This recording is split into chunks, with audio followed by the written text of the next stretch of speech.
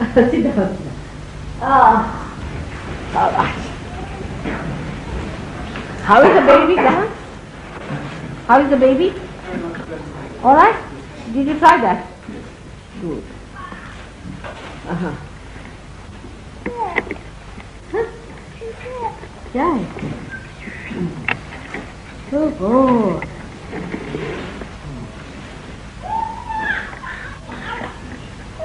Athena. Die. Come along. Come along. Her name is Marina. So fun. Shonu? Where is Shona go? Shonu Kula? Hello?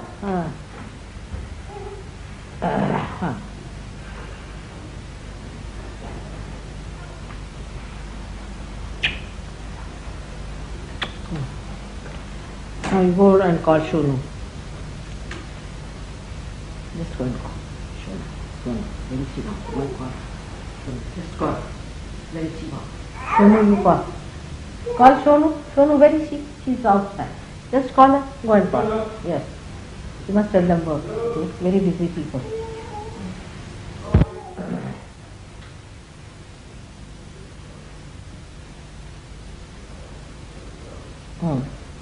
How are you? Hello. Good.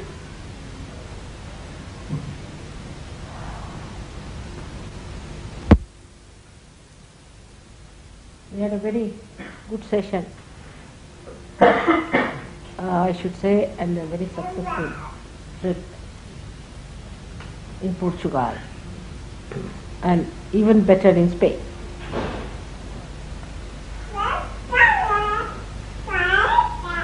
Portugal is a place where gurus have touched very nicely, because people are too simple, I think. And because they are too simple, they are affected too hard. And I was really confronted with so many sick people there who have been to gurus, who have been only for 2-3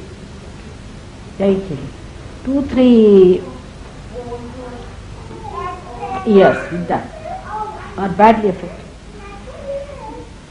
And surprisingly, how the whole thing is exposed, that we may be able to do much better in Portugal. Now the Portuguese people get a lot of wine, they drink a lot, they really drink. I mean, they have all kinds of wines in their country. It's a very big problem of that place is it has many wines. And I think the drunkenness makes them extremely lethargic. And that lethargy brought down that empire. You can see it's a very huge place. I mean, the buildings, if you see, are very beautifully done. Lots of buildings with lots of architecture, and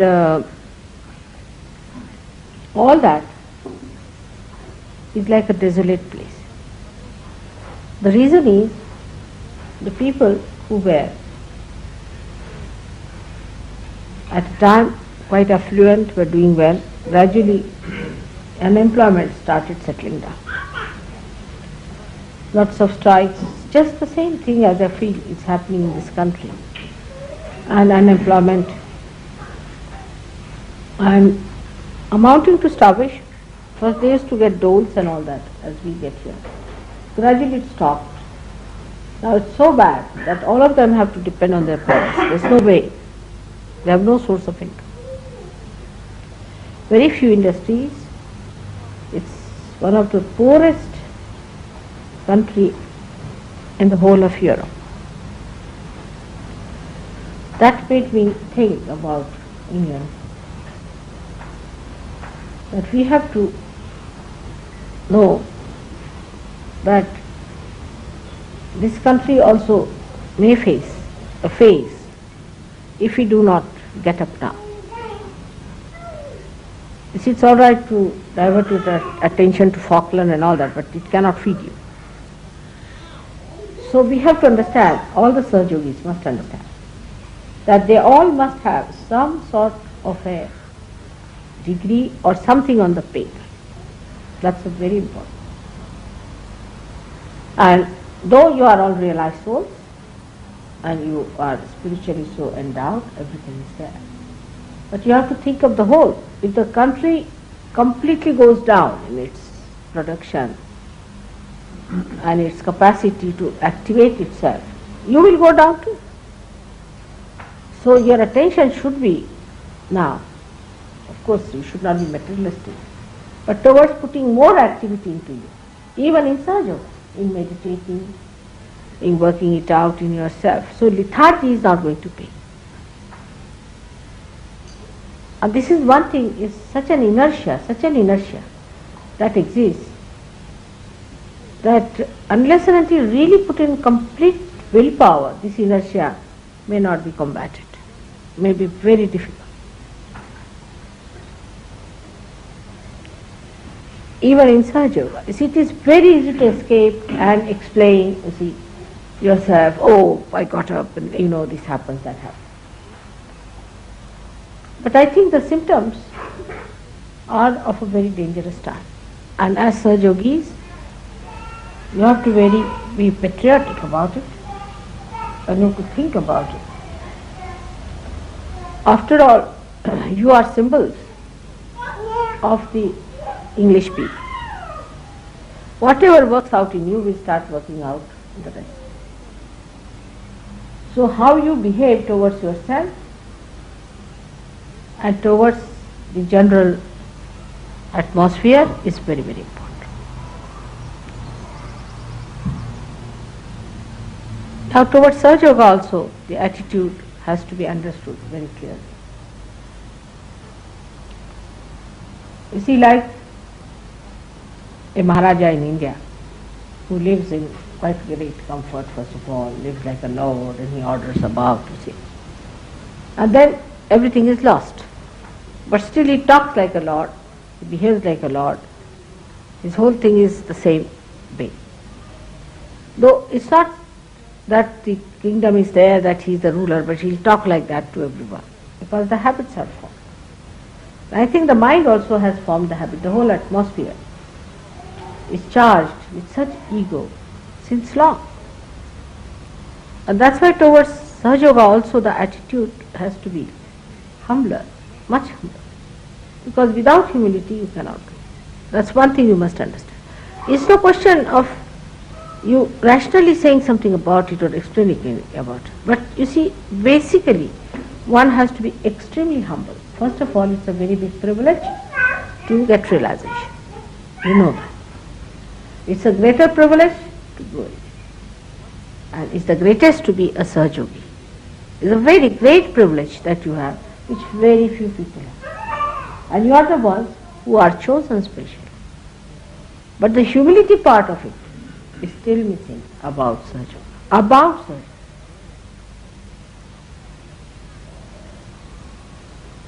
Like we should ask, make me a better Sahaja yogi, a humbler Sahaja yogi, a compassionate Sahaja yogi, a sweeter Sahaja yogi, dissolve my. This is very important, we must understand. Because whatever works out in you will work out in this country. Arrogance is something that with ego you can never understand you have been arrogant. The way you talk to others, the way you behave towards others, you will never understand because there is ego. If you are standing in the darkness, the light is there but it is covered with something. How will you understand where is the light? So humility must be there because you people have very developed brains, very developed, overdeveloped brains. And that brain can, you see, always tell you, you're better than other. You see, always. The another one is no good and the third one is useless. See, you are the best. That's typical of the brain teaching. And when it starts working out, it's very difficult to see that the one who is saying this is nowhere. Because from the point where you see, you cannot see what you are saying. What you see is the whole thing as if you have to command it, you have to ask for it.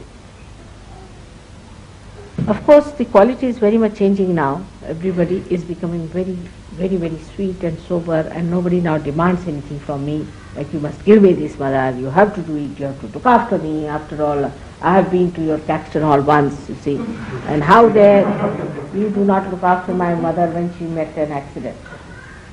Something like that. That's over now. That's over.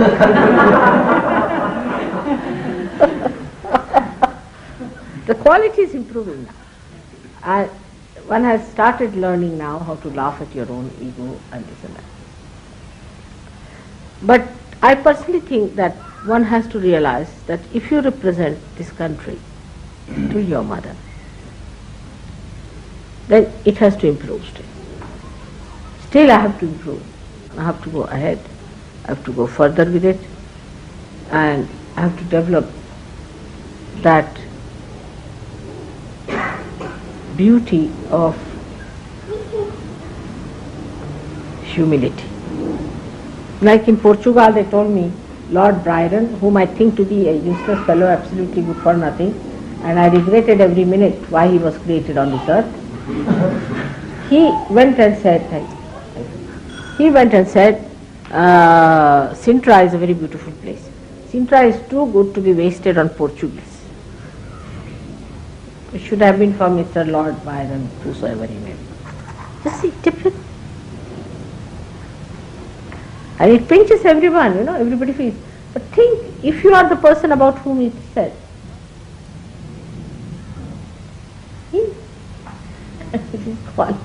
All right. So one has to develop a kind of a humility that I have to still receive. Come forward, come forward. I have to still get it.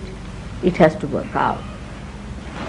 Now, when it comes to that kind of an attitude, then you turn round. Turn round upon yourself. What have you done for Sahaja Yoga? One question. Simple. What have you done for Sahaja Yoga?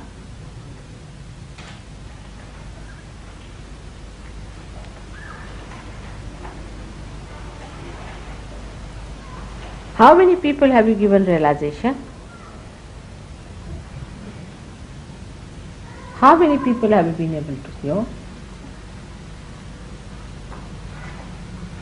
How much peace have you got within yourself? How much blissful are you? How much compassion have you got? How much forgiveness and patience you have for others? How much of sharing you can do? These are the signs of Sahaja Yogis.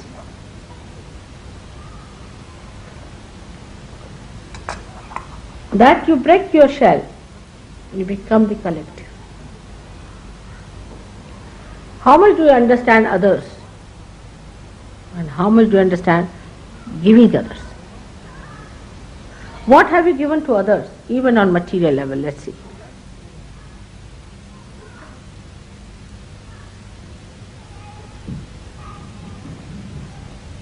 These questions should be put to yourself. On a very material level, these questions are to be asked. On a very material level, because the light comes down up to material level. How many people you can forgive?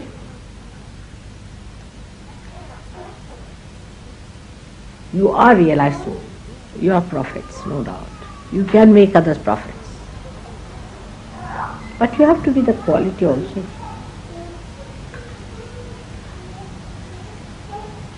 The quality of a prophet is his nobility. He is so noble. The nobleness, in comparison with other people who are not realized souls, he is nobler, he is more dignified, he is much more forgiving. So the whole way of dealing with others will change. He is obedient.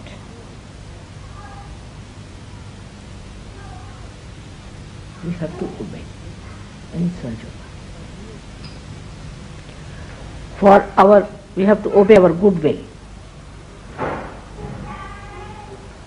Otherwise you are difficult people. It's impossible. Nobody can do anything to you. If you are like a thorn, how can anybody help you? So the quality of a Sahajogi is measured by another kind of a measure. It's not the way human beings measure the quality of other human beings. Like somebody has a good taste, for example, so-called. Then people say, oh, he's great with a good taste. Or if he has a big car, oh, he's a big man. Or he talks like that, or he walks like that, or says this, that, and all those things. Or a question like this, why did you say like that? All these words, that they sound very hard to me. Why do you do like that? This kind of a language itself was not there in this English language. Nowadays the language is so changed and very rude, very arrogant, and very harmful. So first ask yourself, because Sahaja will spread, of course, slowly and steadily, I hope, only through your images. You are the reflectors. You put my thousands of posters. I am so unique, They'll say, all right, this unique personality is taken out. No good. What about the disciples?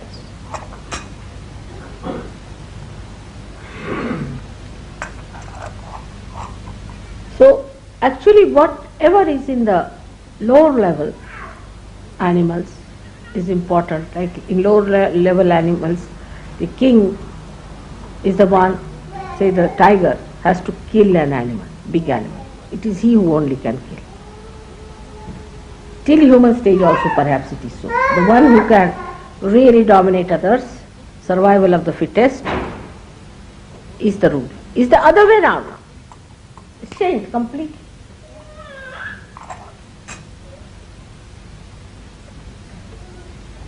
How much free you are in your ideas, or you are still identified with old ideas. But free doesn't mean abandonment by any chance.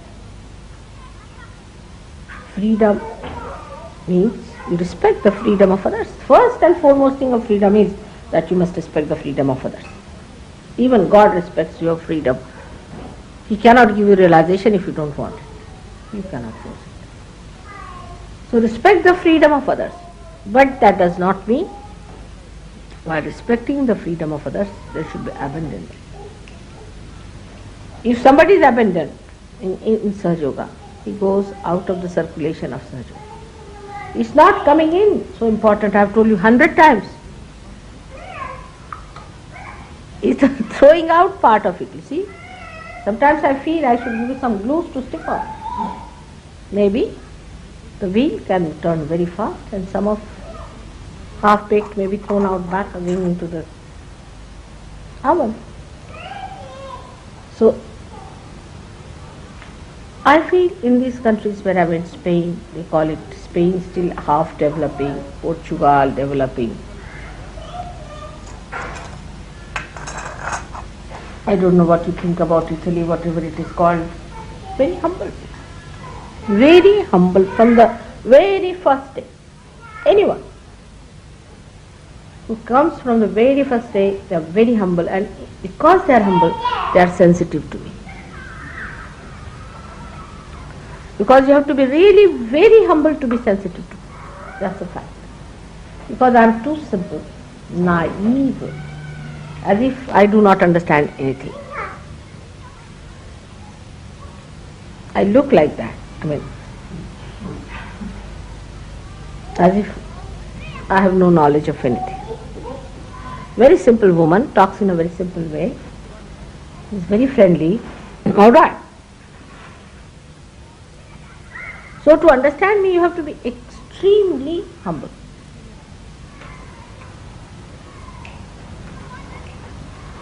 And if you cannot go to that level of humility, you cannot see. And you cannot understand. And the more you start understanding, the more humble you will become, naturally, because you know what it is. So, I've told you many times about humility part of it, but my experience of these countries was, where I went there, I mean, they're very humble people, very humble. About Sahaja, extremely humble. Even the new people were very humble. Spanish people, same thing, extremely humble. You see, Don had told me that they have an ego of a bullfighter, but the one who came this time was so humble, I was amazed. Even if I could touch them, that was sufficient for them. Nobody pulled my hand, nothing.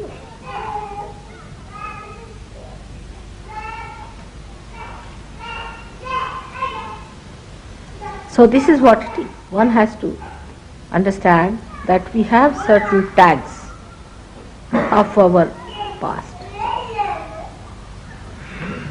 which has to go down. The language should be extremely humble language. Try to read. I don't know whose language is so humble.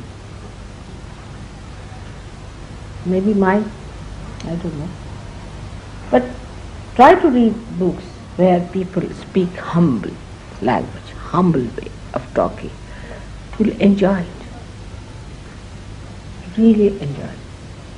Humility is the glory of such yogis. It's the only way they will grow. It's like putting your roots down and down and down.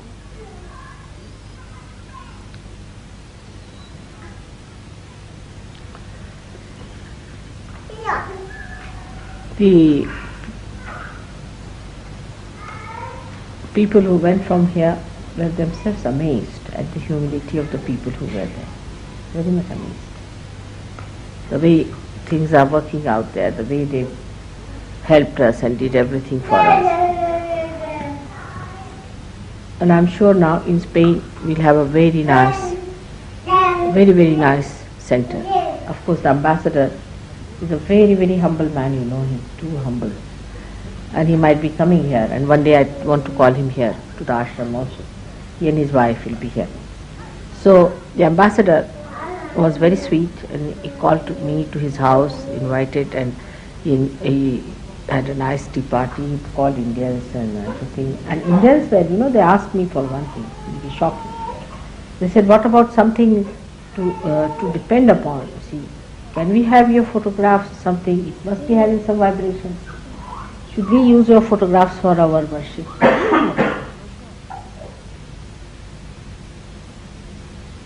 And the first I said that it's all right, it will work out, because I didn't want to say you have to take my photograph.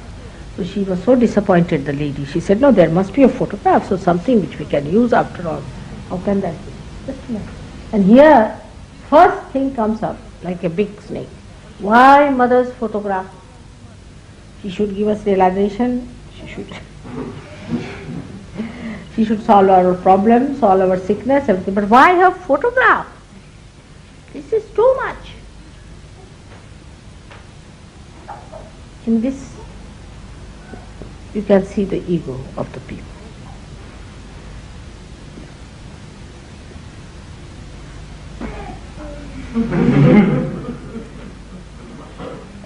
So sweet.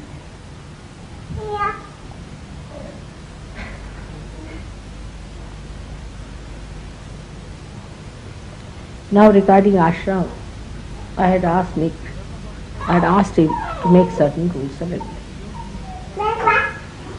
And I must say that, of course, Nick should say things as you, somebody told me that he should have been little softer with it and all that. But supposing somebody not softer also, You must know that this is sent by mother and you must do it. You see, actually when you say no to him, you are saying no to me also, isn't it? Because I sent him, I told him.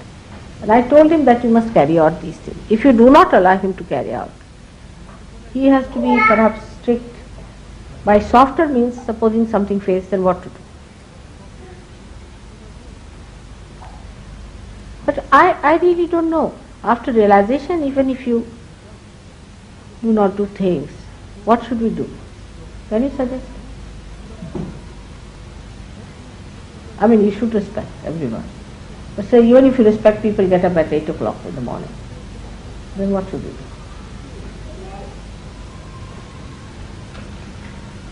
What should be done? You just tell us. John? Tell me. I mean, it is really surprising. You are now prophets. Do you understand your quality? What are you? What am I doing?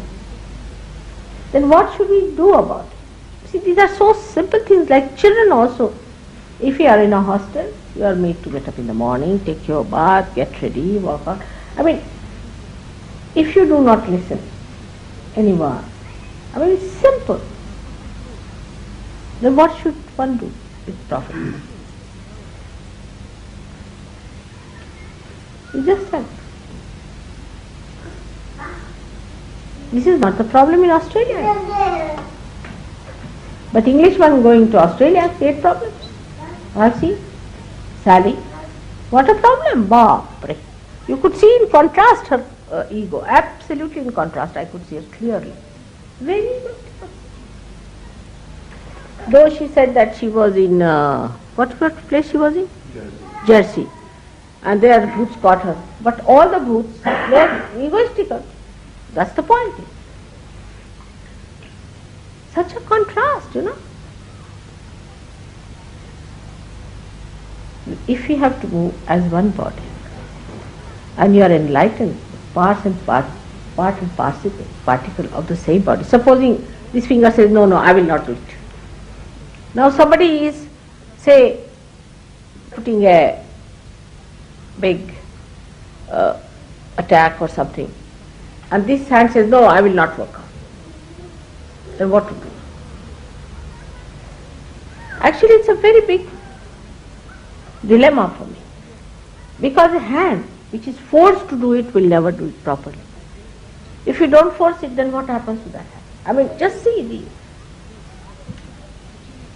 the diligence is very important.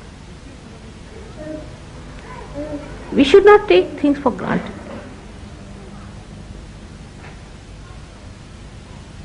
See, we take ourselves for granted, everything for granted is not proper. We have to work hard. We have to work it out ourselves. You see, even if you have 10,000 surgeons, what is going to happen? The quality is so poor then, isn't it? You have to get up in the morning, do it meditation, you have to grow still much more. And you know you are so very few. I have to use you only. Of course, nobody can force you. And even if you force, a forced labor is not going to help in Sahaja Yoga. That is, you take it from. It cannot. So these people are where do they stand? Now, anyone you tell the job, say Warren was in Australia. There was jealousies about it, terrible jealousy. Why should he tell me? But because there's nobody to tell you within yourself. That's the problem, is it? So that which is sleeping, I put it into one man, all right, this man is doing it. But then that person tells you, then people feel jealous. I mean, these are not the signs of a prophet. A prophet is never jealous. Because he knows he has achieved his powers now. He is in his own power. And his power is of surrendering. It is not of overpowering. You see, you cannot see the other side of it. You think power means you sit on somebody's head, then I am very powerful. Like a woman, if she can make her husband dance to her tune, then she thinks, oh, I am the most powerful woman ever living. It's the other way around. That the woman is so loving that husband can't do without it. That's sort of a power. She's so sweet that The husband cannot manage without her. That sort of a power should be the power of a prophet.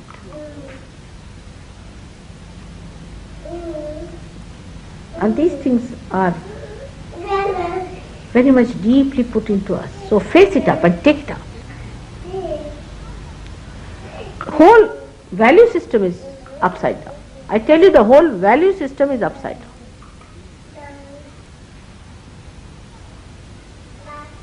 See my life, own life. As a wife of such and such, I am expected to go into diamond shops, buy diamonds, become a big lady with heels like that, and walk with a neck like that, and do all sorts. This is the normal, is expected. And shout at the chauffeur, and shout at the servants, and shout at everyone, and behave in that manner. That's what it is, the power is. You see, that's how the women express their husbands' positions. But the other way now is the situation of a prophet. The prophet asserts its powers through love. How much can you hate me? I'll love you double. Always. Whatever you will hate me, I'll love you double of that. That's what we love. But to love, one has to sacrifice. One has to give. One has to bear. Love doesn't hang in the air. That's one thing people don't understand. Love is not only talking love or if you are a little gentle to someone is not the point. But even that bearing is a joy, because ultimately you are doing it for love. If love is the joy-giving thing, then that bearing is not much.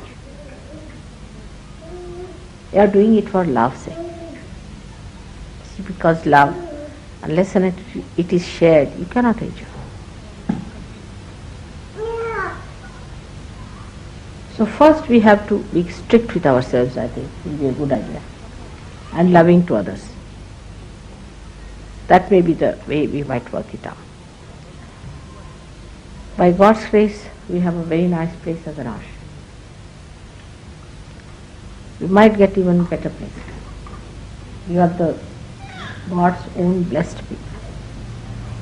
No one can believe that we should have such a nice place. But what are we willing to do for it? That's the point we should say. Don't take things for granted. I must want. I know England is the heart.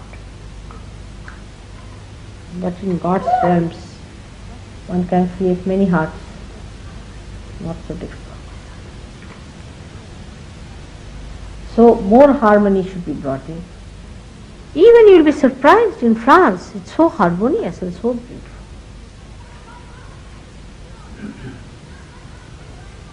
Find fault with yourself all the time. Now, under certain circumstances, I have to appoint somebody. Like I would say, very personally, I would say Nick, because Nick is doing no job now. He's quite a systematic person. He's all right. This thing. He has some problems, I know. You too have problems, all right? But he's the one available to me. And he's the one who is going to do it. Take one case. Now you must understand why mother has appointed somebody, all right. Accept it. Because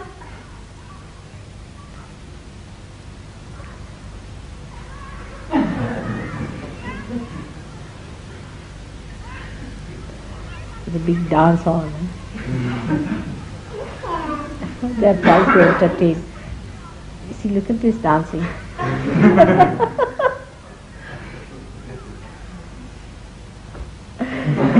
They are feeling the tenseness of the situation. They're trying to entertain.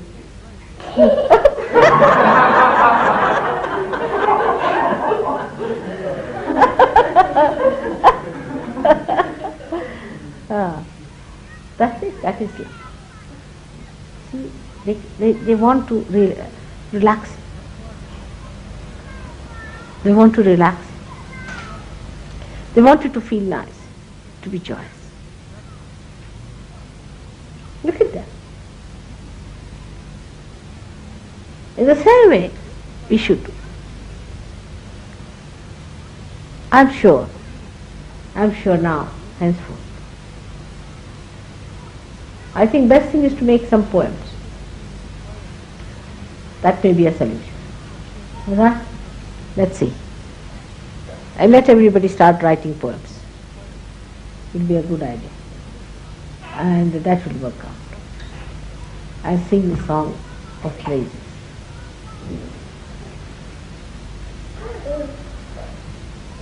It's very little way, just a very little way, just there in your heart, besides the source of all the beauty. It's just turn your face towards that. That will work out. I'm sure it will work out. It's not very far away.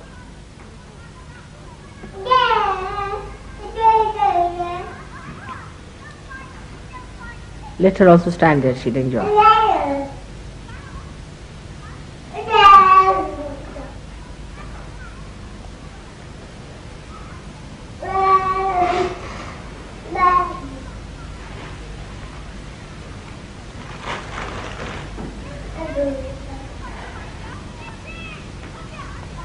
Now another point was that you are going to go to that peace mission or something.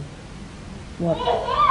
Peace, what is that supposed to be? Peace festival, No, in Brighton you are...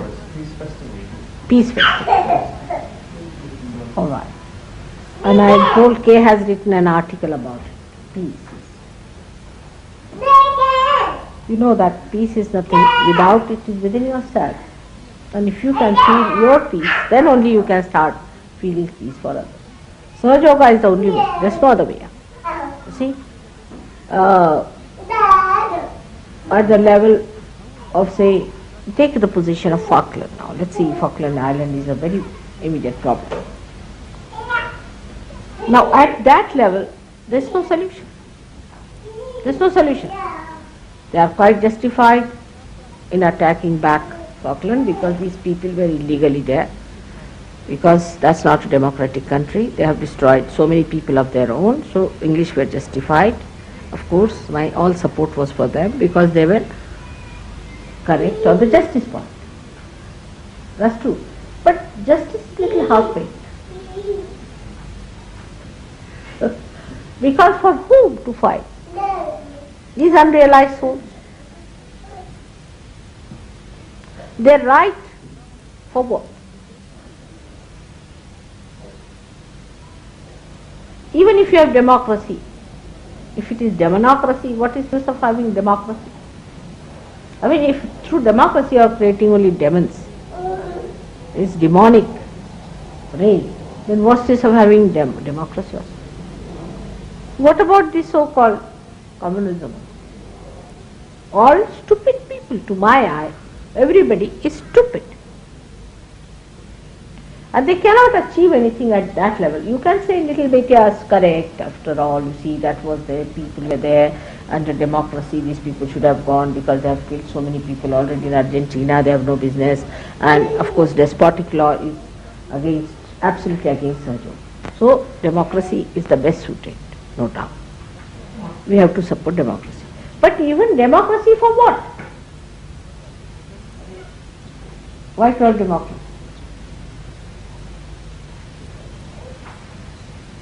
To have the higher freedom. If you cannot have higher freedom, and it just means abandonment, you see, democracy means that an old man can marry a young girl and all sorts of nonsensical things, then better not to have.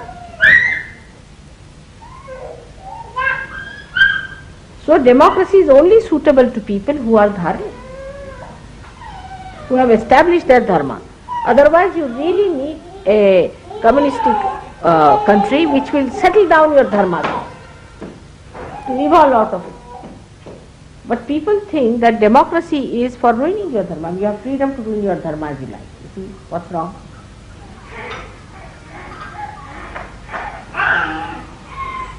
It's a very, you see, you cannot say, it's a dilemma again. I don't know which way to go. It's another dilemma. So to end up the dilemma, you have to talk to people that though it might be justified at this time, say Falkland thing, aggression is for peace, because next time they won't do such a thing again. It's really for peace, because next time such a thing they may not try, these despots. You see. And there are all these Germans have gone and settled there, so it's a good thing. But still, it's not peace. It has killed a lot of people, this thing has happened. Why? Because people are not realized. Come in, come in. Come inside. There's a lot of space here, move on. So all those people who come first should stand on this. Can you move on this side? They're all standing there.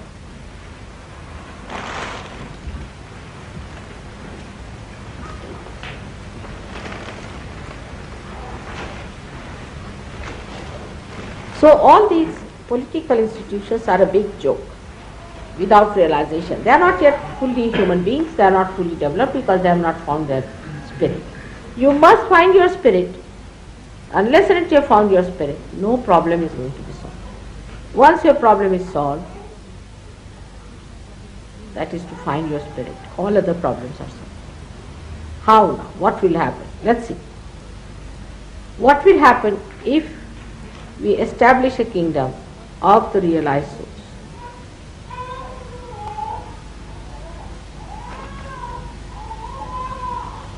Let's see here, the scholar. What should happen?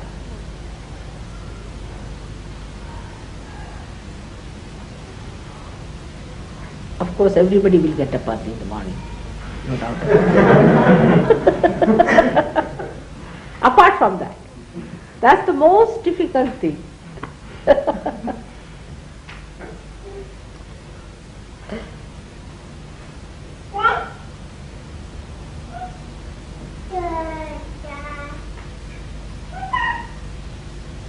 Tell me.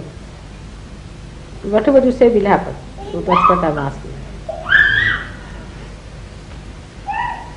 Nobody will attack such a state. Huh? Nobody will attack such a state. There won't be any states.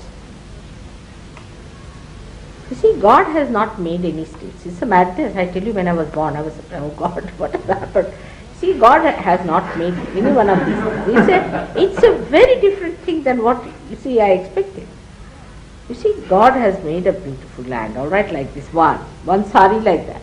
Now you have to have some design pattern. So He made some beautiful mountains and some nice, you can say, areas, and some are deserts, some are, you see, to create the whole system, if you see, has worked out in such a way that you have equator and you have the sun there, so the wind start moving. You see, it's all created so beautifully. So you have different types of countries and different types of places. Now, after creating that, human beings, stupid as they are, they divided themselves. I mean, it is stupid. I tell you, really, there is no need to divide like that. So they created states. There was no need to create a state. But you see, it happened like this, that in the beginning they created state because they wanted to have a, what you can say, a hut to protect themselves, then a village, then a city, now a state. Now after state, what is the next situation? The whole world.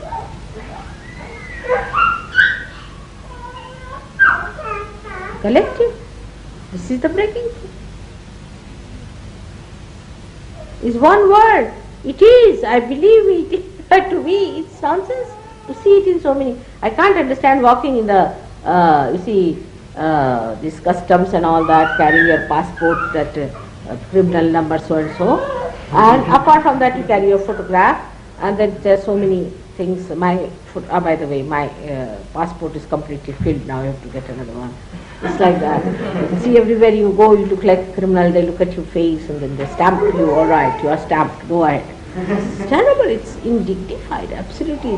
That means, you know, human beings have no dignity left in them. I mean, this land doesn't belong to you at all.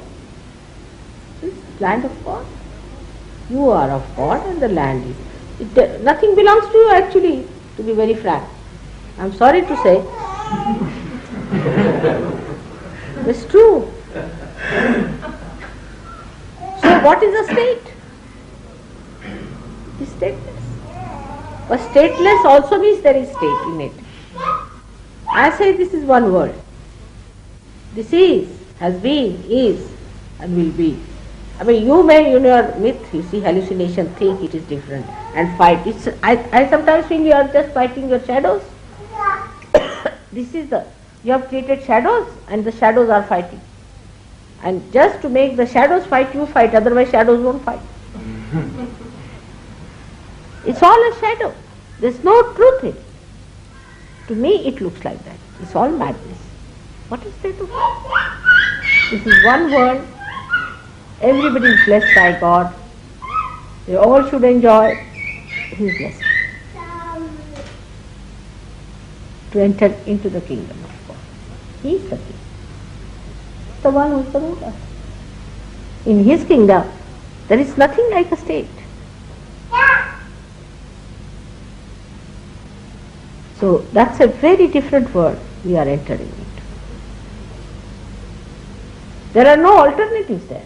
There's only one absolute state of mind where you become a spirit. That's all.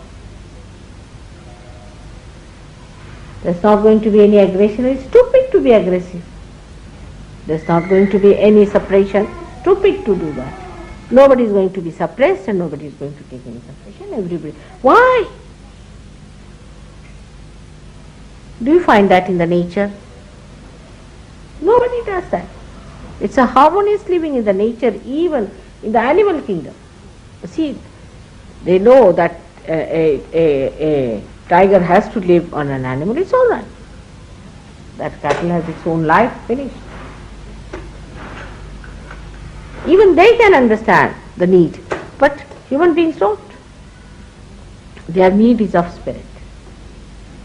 And spirit actually hates aggression. It cannot, even if it wants to, it cannot.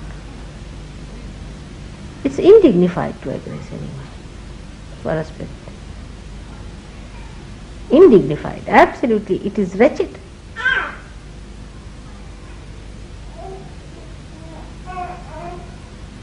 So that is what it is. That we'll all enjoy love of God, His blessings. And all our limitations will drop off. So-called bhuts, as you call them, will all run away.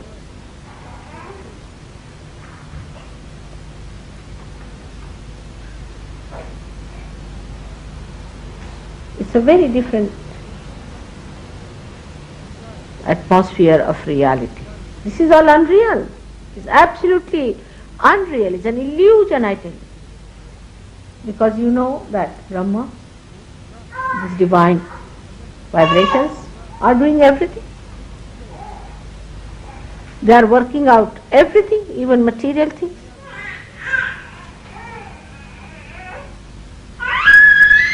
Everything they can achieve. Apart from that, they give you that source of joy which takes you onto that atmosphere where you exist and enjoy it. All the illusions created by human beings will drop out. This is all illusion. Believe me, it's all illusion. There is no truth in it at all. But through illusion, you can work out.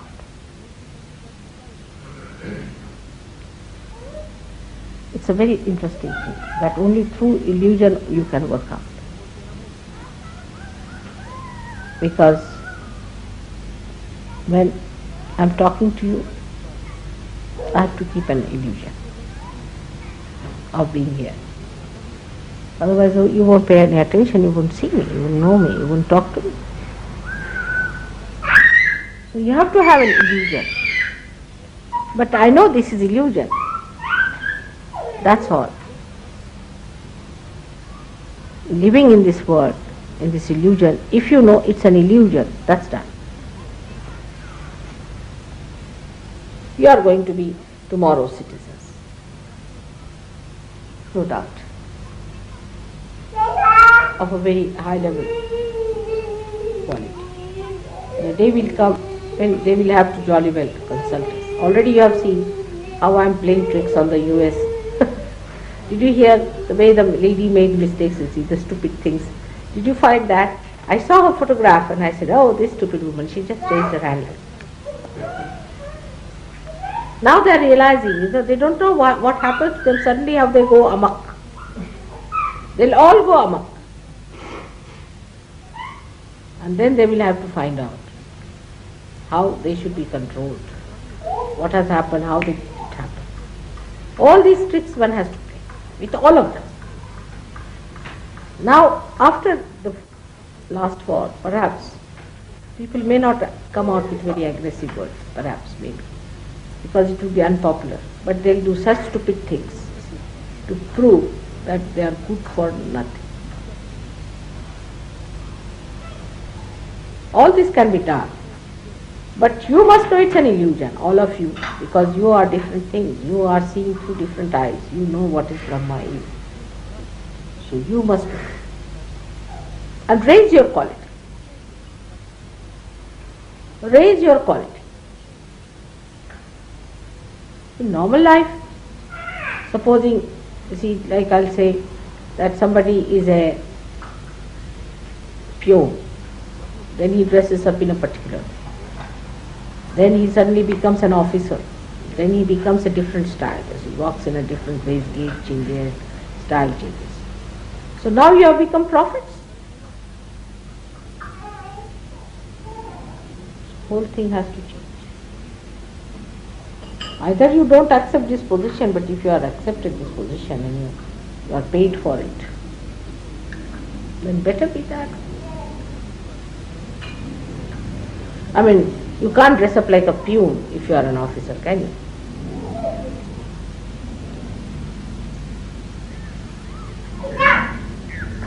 And it's all illusion, complete illusion. The whole thing is an illusion.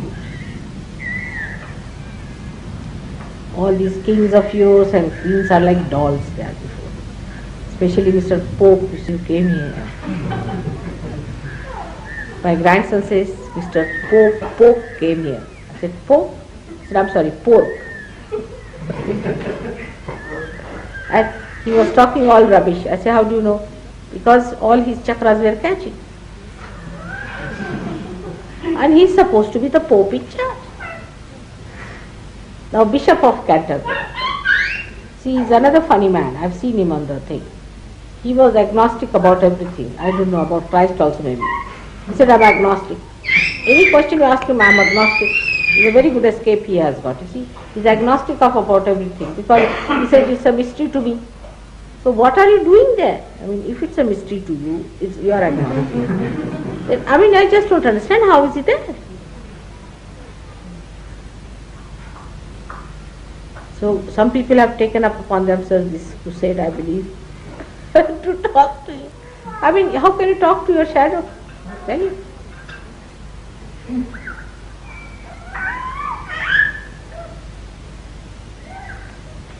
So the people live in the shadow state. And you should not symbolize yourself as shadows. You should symbolize yourself as reality and look at them as shadows. See? In a way, in a very dignified way. Oh, this is a shadow, you know. Just pity them. But not an aggressive way, but have compassion about them. Say, no, no, sir, this is not so, you are sadly mistaken. This is the shadow of life. The whole Christianity is doomed because they started running after shadow. This Mr. St. Paul, I don't know how he came into Bible. Now you are a theologist, you tell me, John. How did he enter? I mean, anybody who says he saw Christ, is he supposed to enter into the Bible? How did he? I mean, his sayings and his words and his letters are regarded as the letters from the Bible.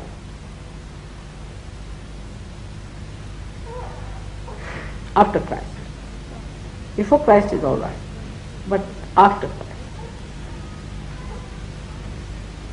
What is the validity? I don't understand. What is the credibility of this person entering into that as an authority. How? Well, nobody challenged him. He was a man who was killing so many people before.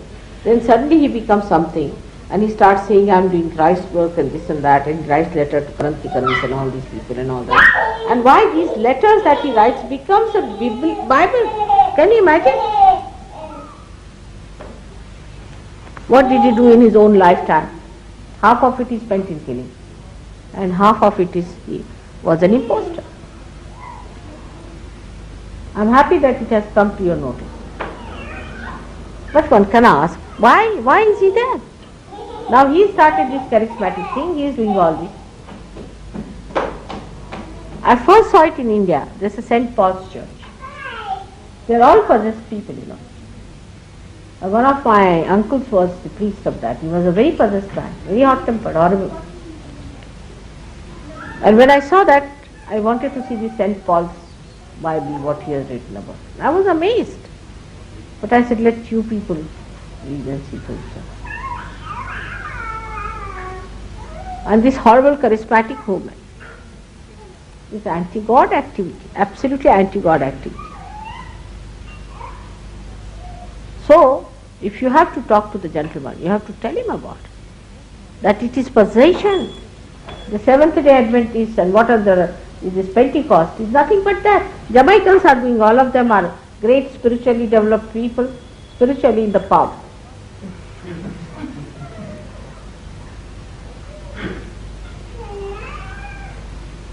I mean, there should be certain norms, isn't it, about a person who is supposed to be a prophet or something to do with God, you see.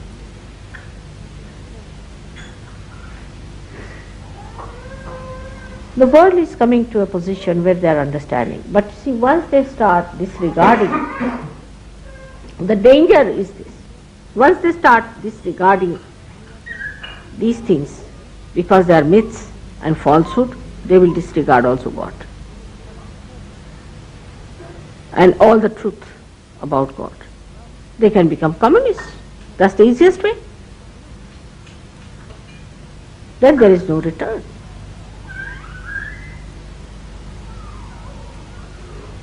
It's a dangerous situation.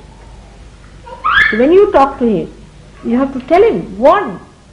Already your churches are selling here. Nobody goes to church.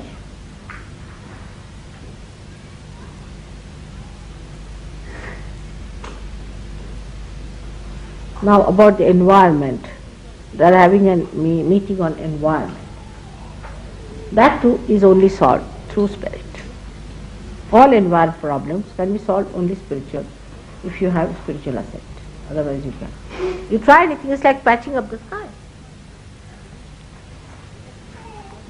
See now, it's a very deep-rooted thing that we don't understand, that spirit is the most practical thing.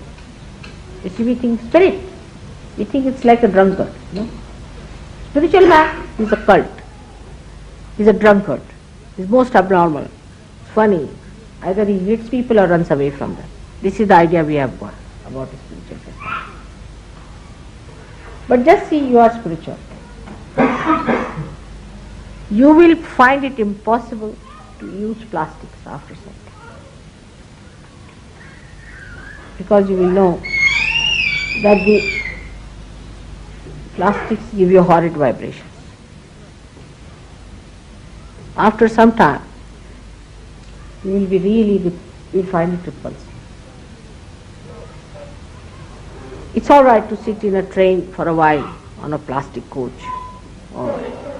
but to sit in your house on a plastic all the time would be horrible, and to wear a plastic coat all the time, our body will refuse. So when people will be spiritually awakened, they will give up all these nonsensical things. So they may say, then what will happen to the machines? Now machines are for us, we are not for the machine. This is another concept, is whatever create is for us, and we are not for that. Alright, doesn't matter. Nothing will go wrong with the machines. Machines should be used for anything that is a public work, like for your motor cars, for your trains, trams, all public work which is outside. For houses at the most, you can use machine. But for personal things, you must use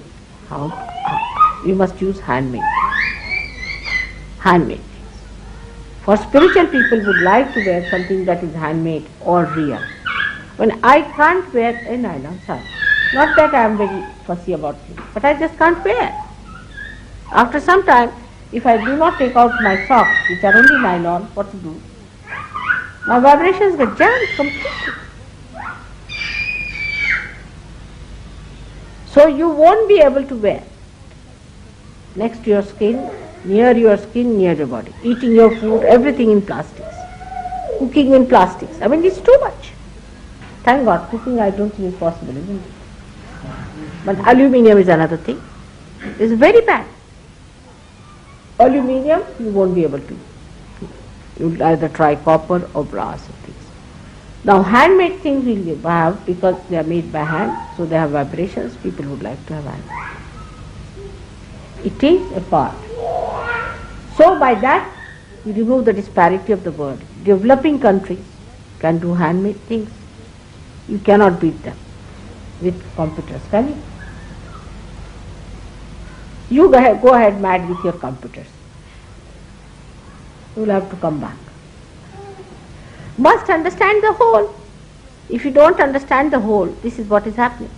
Like mad, computers going ahead. Where? Into the ditch? Into a big mountain. Now they have created big mountains of plastic. They don't know what to do with it. So, and now with computer, what will they do? They'll create a greater mountains out of plastics. Maybe Himalaya might be created with the computer. So the developing countries should not try to follow these mad people on one side. They should develop their hand things and all that, because they'll have to come back. Now the handmade things in this country are so important and so expensive. You don't care whether it is pressed or not. But in India you have to take nylons, because this is nylons is a symbol of development. Not of overdevelopment perhaps, but of development. So they must take to nylons and plastics and to stainless steel and aluminium if possible. That's what we are doing.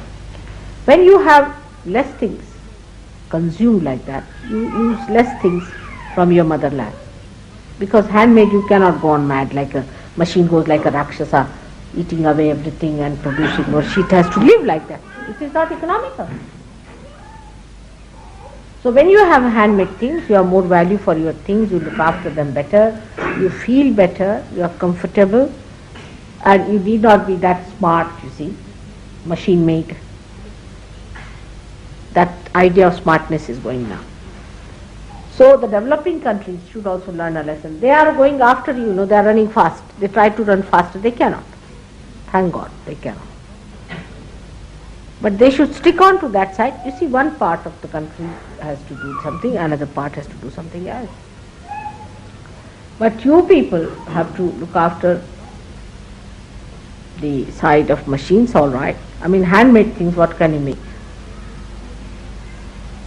Some ceramics, I think. Apologies. Some apologies for that. You better do what you know better. And let them do what they can do better and share it. If this balance is established, there is no aggression.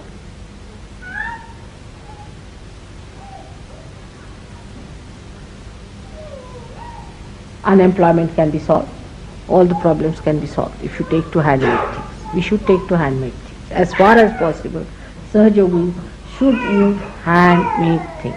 I mean, not the cars, but for their personal use. Even I would say soaps that you use are horrid. The soaps that you get in England are not meant for your skins at all, for Sahaja yogi skin. I can't bear them. What you have to is natural soaps that you get, get from any country if you like, but natural source, which come from natural oils. Foods also, natural food you must eat, more natural food than artificial. All that will give you a better living, and that is called as alternative. All right, that's alternative is important. But that doesn't mean you go on a bullock cart. You can export your trains to India or your cars to India and get khadi from there. All right? Mutual understanding. Because we are part and parcel of one whole, and we just cannot exist by our only growth, because then we become malignant. You see, one cell eats another. You have to, if you have a machinery, you have to eat other. Because you produce so much, you must find markets for them, you must supply them, you must send over, then you must have other countries to exploit them.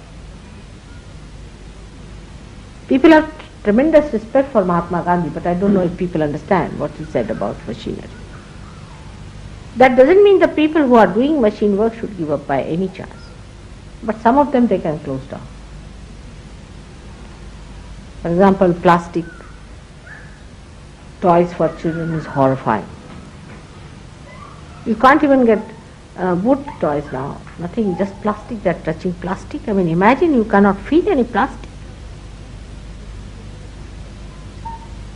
So, this is what a sane Sahaja has to understand. That's how you can solve the problem of environment also.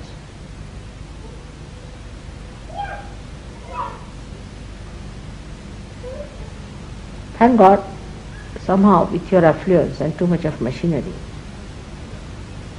all the Western people, I'm happy to know, even in Portugal, realize the value of handmade. But in India, if you offer somebody in a handmade thing, they say, oh God, they have no money. But stainless steel, great.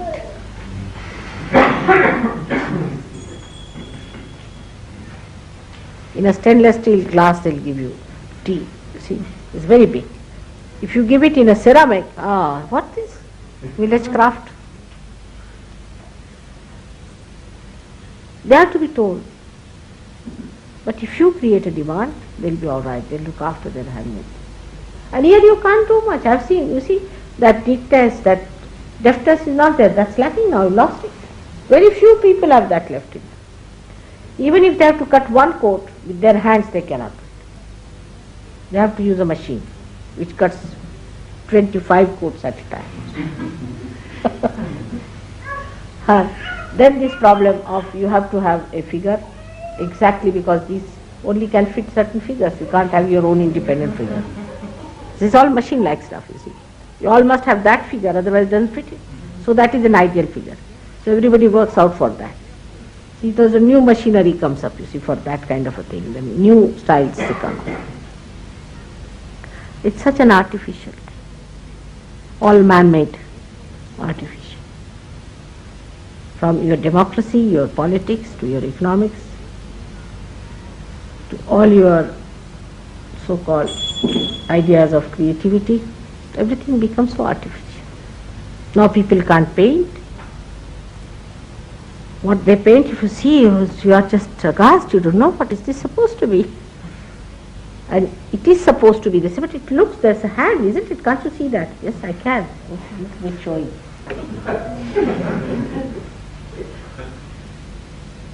They can't do anything. We can't have Shakespeare.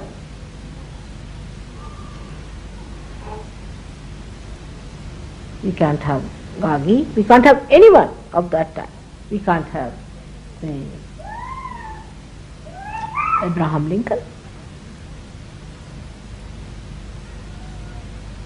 We can have only machines, you see, bolts and nuts fitted nicely. You fixed, you are fixed, you are fixed, you are fixed. Everybody fixed nicely. Where will this brain go? Where will this heart go? What will it do then?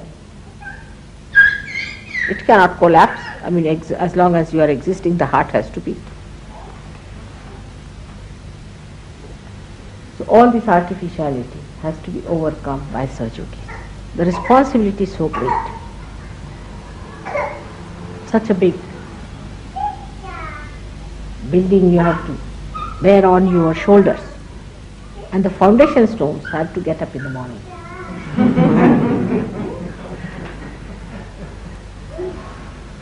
To be chiseled out properly. So I end up my lecture today. May God bless. Now I'm getting self-conscious. Will you please put it off?